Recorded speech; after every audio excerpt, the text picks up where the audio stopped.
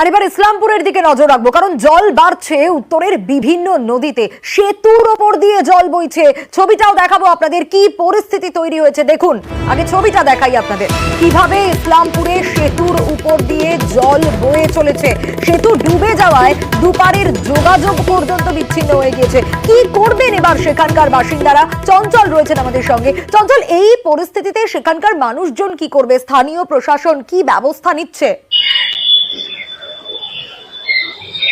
দেখো সোনিয়া, তোমাকে জানিয়ে রাখি যে ইসলামপুর ব্লকের যে রামপুর এলাকা রয়েছে, সেই রামপুর এলাকা সিরানি নদী রয়েছে, সেই সিরানি নদীর উপরেই রয়েছে সেতু। কিন্তু টানা কয়েকদিনের উত্তরবঙ্গে বৃষ্টির কারণে নদীর জল বাড়তে শুরু করে এবং সেই সিরানি নদীর জল বাড়াতে কিন্তু যে ব্রিজ রয়েছে সেই সেতু উপর দিয়ে জল বইতে শুরু করেছে।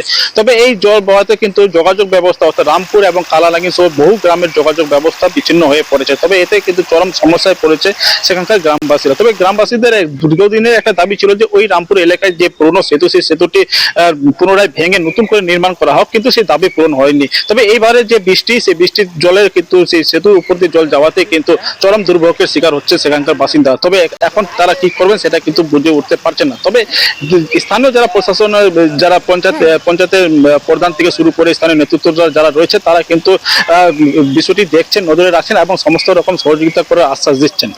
বেশ চঞ্চল।